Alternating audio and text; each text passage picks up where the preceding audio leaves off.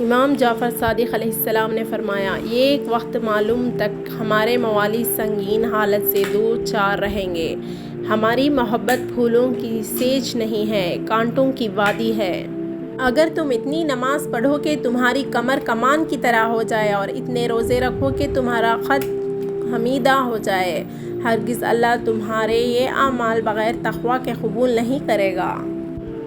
تسبیح فاطمہ سلام علیہا میرے نزدیک ہر روز ہر واجب نماز کے بعد 1000 رکعت مستجاب نمازوں سے کہیں زیادہ محبوب ہے۔ جو شخص کسی درد یا بیماری میں مبتلا ہو تو اسے چاہیے کہ اپنے گریباں میں منہ ڈال کر 7 مرتبہ سورہ الحمد کی تلاوت کرے۔ لوگوں کو راضی رکھنا ناممکن ہے اور لوگوں کی زبانوں کو خاموش رکھنا اس سے بھی مشکل ہے۔ لوگوں کی زبانوں سے تو انبیاء علیہ السلام تک محفوظ نہ رہے۔ امام جعفر صادق علیہ السلام فرماتے ہیں، 8 افراد انسان کہلانے کے لائق نہیں ہیں۔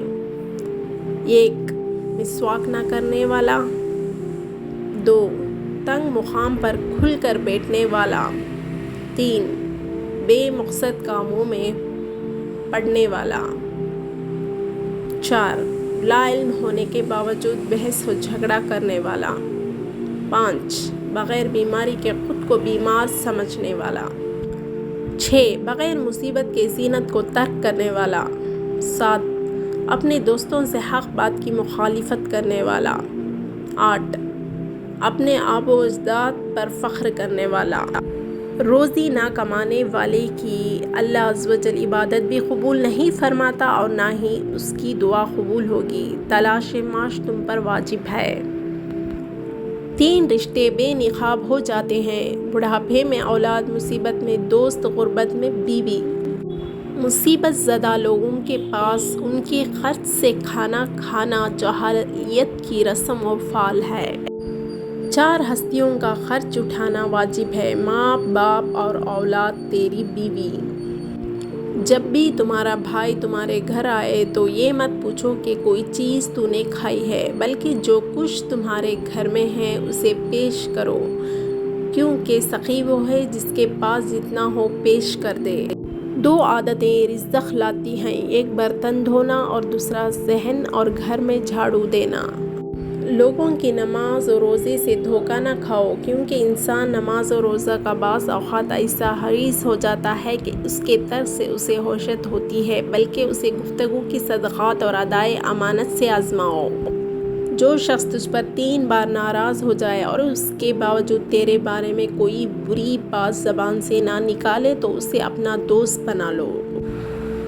ٹھنڈے پانی سے کبھی مت نہاؤ، کیونکہ انسان کے جسم کو ٹھنڈا پانی ضعیف بنا دیتا ہے، پر جب گرم پانی سے نہا لو تو ٹھنڈے پانی سے پاؤں دھو لیا کرو، یہ عمل بیماریوں کو دور کرتا ہے۔ کالے جوتے چپل میں 3 عیب ہیں، نظر کمزور ہوتی ہے، قوت مردانی کی کم ہوتی ہے، رنج و غم پیدا ہوتا ہے اور یہ جابروں کا طریقہ ہے۔ ٹھنڈے پانی سے غسل نہ کرو، اس سے جسم کمزور ہوتا ہے۔ دن میں کھڑے ہو کر پانی پینا طعام کو ہضم کر دیتا ہے اور رات کو کھڑے ہو کر پانی پینے سے پد اور صفرا کی زیادتی ہوتی ہے۔ آزمائش مومن کی زینت اور عقل مند کے لیے عظمت ہے، کیونکہ آزمائش کا مومن کے ساتھ رہنا اور مومن کا اس پر صبر کرنا اور ثابت قدم رہنا اس کے ایمان کے صحیح ہونے کی علامت ہے۔ جب مومن خواب میں بھی خوف میں مبتلا ہوتا ہے تو خدا اس کے گناہوں کو بخش دیتا ہے، اگر اس کے بدن میں بھی کوئی تکلیف ہوتی ہے تو اللہ اس کے گناہ بخش دیتا ہے۔ مخلوق میں سب سے زیادہ دشمن خدا وہ ہے جس کی بد زبانی سے لوگ ڈرے۔ حضرت جعفر صادق علیہ السلام نے فرمایا، اپنے بچوں کو 3 خصلتوں کی تربیت کرو: اپنے نبی صلی اللہ علیہ وسلم کی محبت، 2 ان کے آل کی محبت، 3 قرآن سے محبت۔ امام جعفر صادق علیہ السلام نے فرمایا، روزہ قیامت جب تمام لوگوں کا حساب و کتاب چل رہا ہوگا، امام حسین علیہ السلام کا زائر دوسرے لوگوں سے 40 سال پہلے جنت میں داخل ہو جائے گا۔ شکریہ، میرا ویڈیو سننے کے لیے بہت بہت شکریہ۔ لائک، شیئر اور سبسکرائب کریں۔ در حقیقت خدا کی خاص مہربانیوں کی ابتدا اس کی آزمائشوں کی انتہا پر ہوتی ہے۔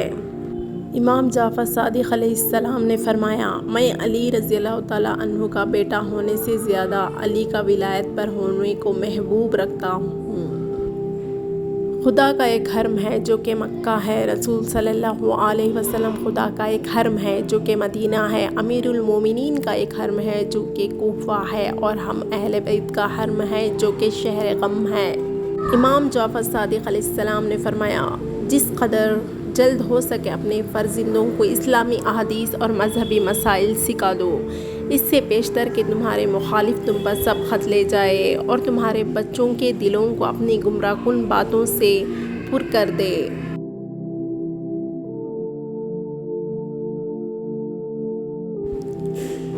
ہم اہلیت نے اپنے علم کا 90% حصہ اپنی جدہ طاہر بی بی فاطمہ رضی اللہ تعالیٰ عنہ سے پایا ہے۔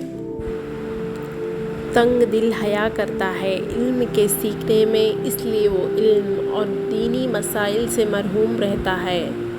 قلب علم میں حیا نہ کرو۔